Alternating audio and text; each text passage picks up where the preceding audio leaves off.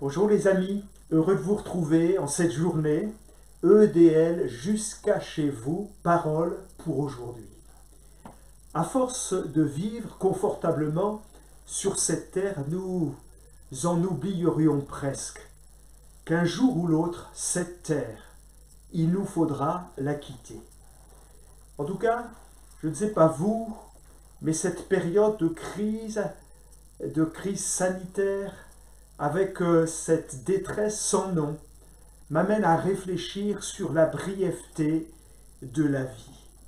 Laissez-moi vous dire que c'est important, je ne sais pas comment vous voyez votre vie depuis le confinement et depuis cet événement, mais j'aimerais vous dire comment Dieu, lui, voit la vie. La dernière fois, nous partagions à propos que Dieu voit la vie, notre vie, comme un test, comme une épreuve. Et il permet que nous passions toutes sortes de circonstances dans cette vie afin de nous éprouver, de nous tester en vue de nous conduire plus loin dans son plan béni.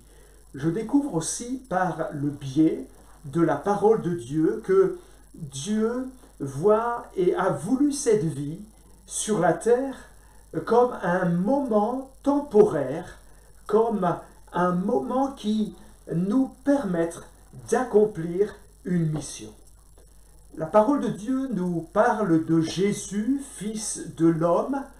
En ces termes, il nous a donné un exemple afin que nous puissions suivre ses traces. La vie de Jésus sur cette terre, disons-le, est particulièrement courte et brève. 33 années. On s'indignerait aujourd'hui si un frère dans la foi décédait, partait de cette terre à l'âge de 33 ans. On dirait, mais ce n'est pas juste, ou ce n'est pas normal, ou comment se fait-il?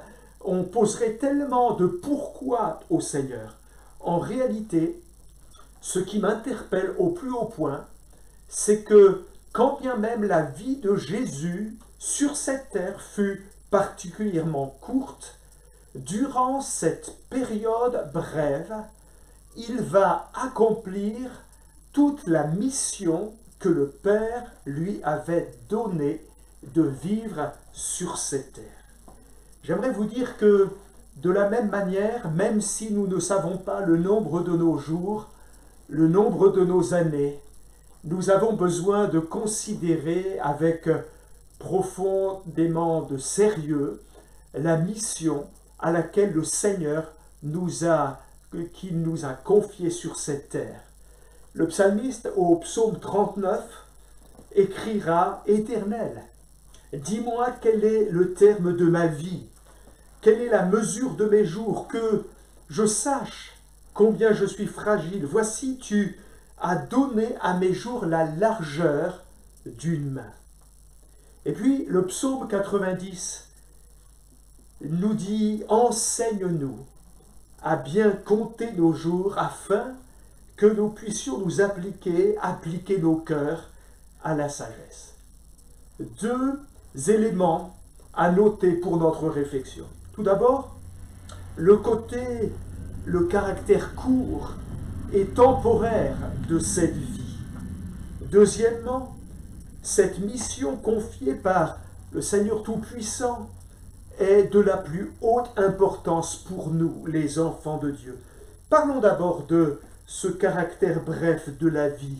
Intéressant de noter que les Écritures utilisent des mots comme vapeur, buée, elles utilisent des vocables comme course rapide, souffle ou encore nuée. Et c'est vrai que lorsque nous prenons un peu d'âge et que nous regardons derrière nous, on a vraiment l'impression que ça a passé incroyablement vite. Et on se dit, ah, comme cela a passé vite. Oui, cette vie est brève. Et le séjour sur la terre n'est finalement qu'une résidence temporaire.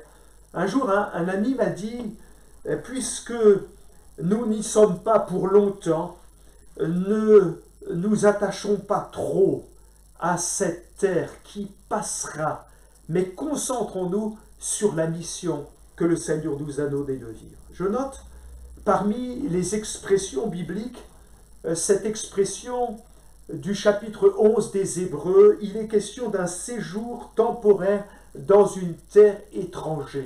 Nous ne sommes pas ici chez nous.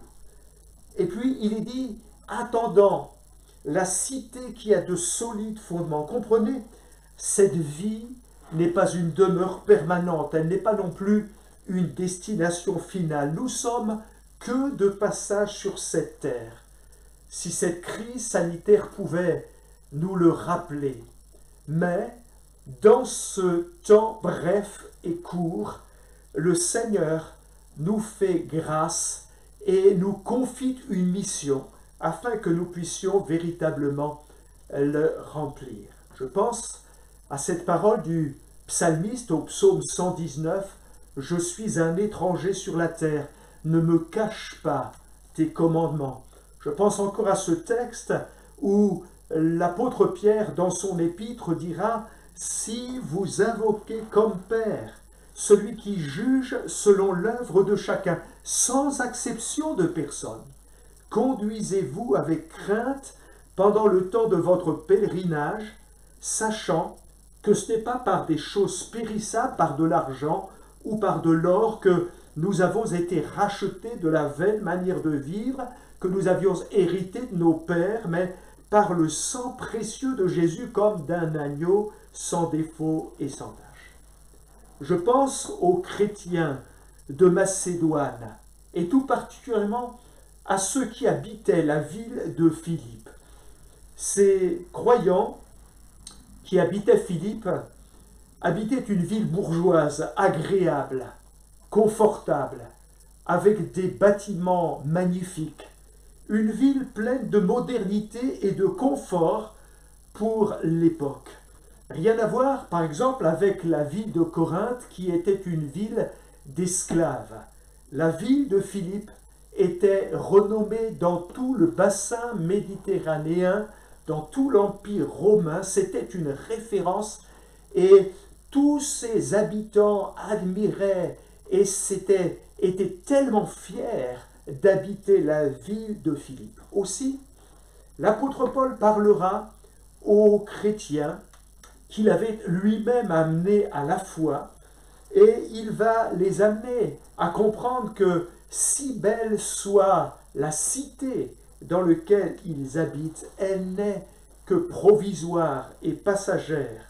Et ce qui était capital, c'était qu'ils s'attachent et qu'ils s'affectionnent aux choses d'en haut. Je cite le texte, Paul parle aux chrétiens de Philippe, soulignant les mœurs et la manière de vivre des habitants de cette ville. Ils ont pour Dieu leur ventre. Ils mettent leur gloire dans ce qui fait leur honte. Ils ne pensent qu'aux choses de la terre. Mais nous, notre cité est dans les cieux, d'où nous attendons aussi comme sauveur le Seigneur Jésus-Christ.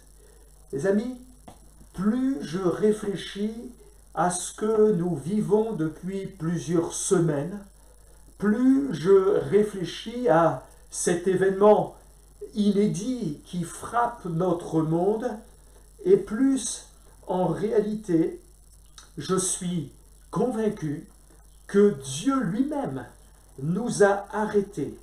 Je suis convaincu que finalement cette crise sanitaire a du bon, puisqu'elle est comme un message direct en direction de son Église, à nous de saisir le message. C'est comme si le Seigneur utilisait cette situation pour rappeler à ses enfants, nous ne sommes pas d'en bas, nous sommes d'en haut. Votre vie est un souffle, une vapeur. Attachez-vous aux choses d'en haut et non à celles qui sont sur la terre. Est-ce que je peux le dire?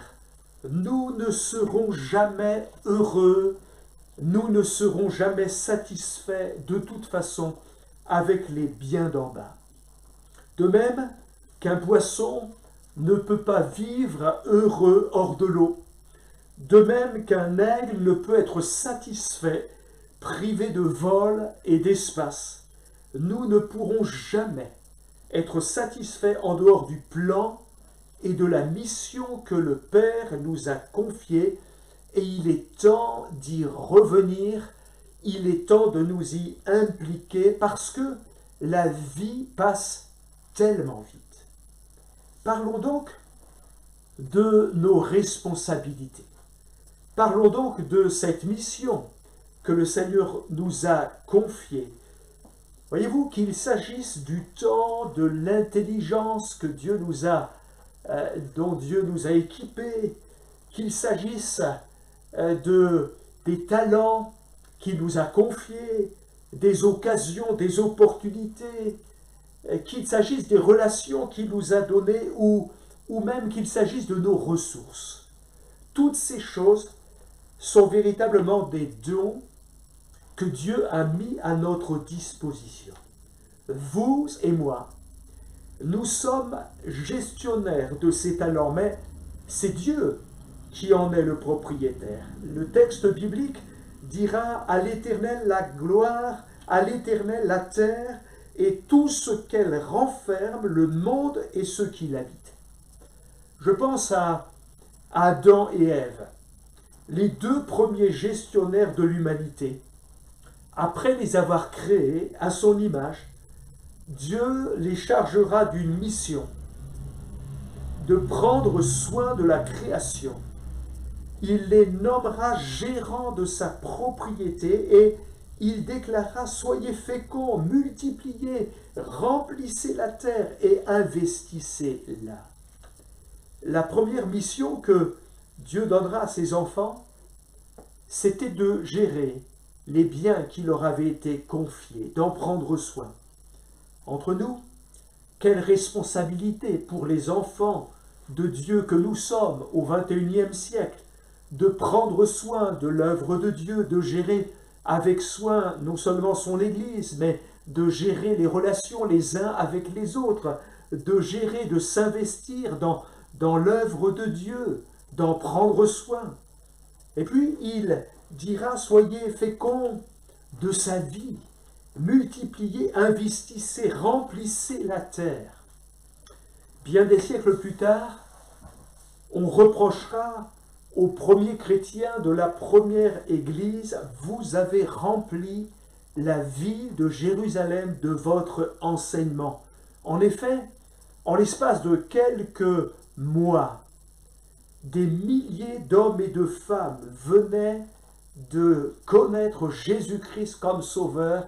Ils venaient d'embrasser la foi. À cette époque, les chrétiens investissaient leur temps dans un témoignage passionné qui leur permettait de voir l'œuvre de Dieu se faire.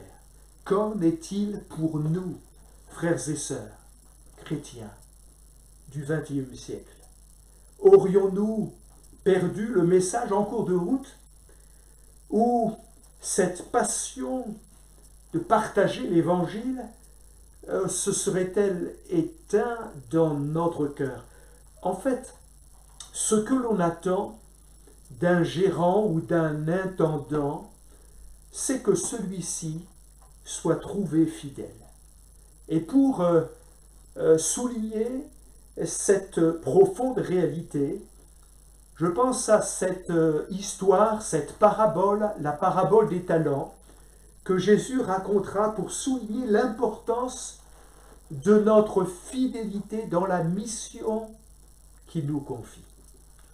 Il me semble que cette période de confinement est propice à rentrer en nous-mêmes et à réfléchir concernant notre responsabilité en tant qu'Église, concernant aussi notre responsabilité en tant que chrétien. Je vous raconte juste l'histoire. Jésus raconte l'histoire d'un homme d'affaires qui partira dans un laps de temps relativement court pour un pays éloigné, et il remettra durant cette courte période sa fortune entre les mains de ses serviteurs, juste avant de partir en voyage. Lorsqu'il sera de retour, il profitera d'évaluer le sérieux de chacun, s'ils se sont montrés responsables ou pas, et se proposera d'accorder des récompenses en conséquence de leur fidélité. Je cite le texte que nous trouvons dans Matthieu au chapitre 25 et le verset 21. Longtemps après, le maître de ses serviteurs revint. Il leur fit rendre compte. Celui qui avait reçu 5 talents s'approcha, il en apporta 5 autres. Et il dit, Seigneur, tu m'as remis 5 talents, voici, j'en ai gagné 5 autres. Son maître lui dit, c'est bien, bon et fidèle serviteur. Tu as été fidèle en peu de choses, je te confierai beaucoup. Entre dans la joie de ton maître. Les amis, cette parabole me parle énormément, elle m'interpelle. On retrouve finalement les deux axes que je partage avec vous en cette vidéo. D'abord le côté temporaire. Il est parti pour un peu de temps, ils avaient un temps court pour faire le travail que le maître leur avait confié. Et puis aussi ce côté missionnel, une mission qu'ils devaient accomplir pour le travail pour le maître. Nous serons jugés à la fin de notre pèlerinage terrestre. Nous serons jugés mais récompensés sur la manière dont j'aurai géré mes biens, mes talents et mes dons, tout ce qu'il m'a confié dans le laps de temps où j'aurais été sur la terre. Tout ce que nous faisons, tout ce que nous disons, y compris les tâches, du reste les plus simples, chacun d'elles recevra une appréciation avec des conséquences éternelles. Jésus parle ici de 3 récompenses. 3 récompenses à la fidélité de son serviteur dans l'éternité. Tout d'abord, il dit que ce serviteur recevra les félicitations de son maître. Juste imaginez l'honneur d'être félicité par le roi de l'univers lorsque nous entrerons dans la gloire. C'est bien, bon et fidèle serviteur, aura-t-il à nous dire. Il vous dira, Philippe, Maurice, Esther, Valérie, bon travail, excellent travail. Waouh, quel honneur. Ensuite, tenez-vous bien, il va accorder, sur la base de notre fidélité dans cette charge qui nous a confiée sur la terre, une incroyable promotion, c'est-à-dire des choses encore plus grandes et des responsabilités encore plus glorieuses parce que nous aurons été fidèles dans les choses que nous avons vécues sur la terre.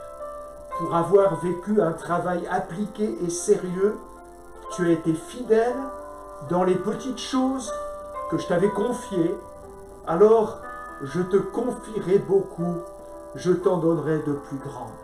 Et puis, cette troisième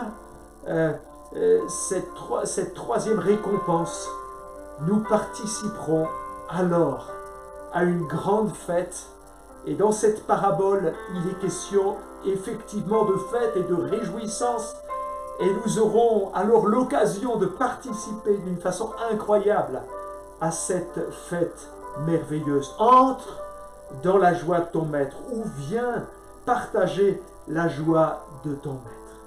J'ose dire, dans ce temps court et dans ce passage sur cette terre, j'ose dire que Dieu nous évalue, que ce soit dans notre service à l'Église, que ce soit dans notre vie de prière, que ce soit par rapport à notre témoignage, que ce soit dans notre responsabilité en tant que responsable dans notre famille, que ce soit au niveau de notre travail séculier, qui est véritablement l'occasion d'être un témoignage de Dieu, dans tellement d'autres domaines, il va mesurer notre fidélité.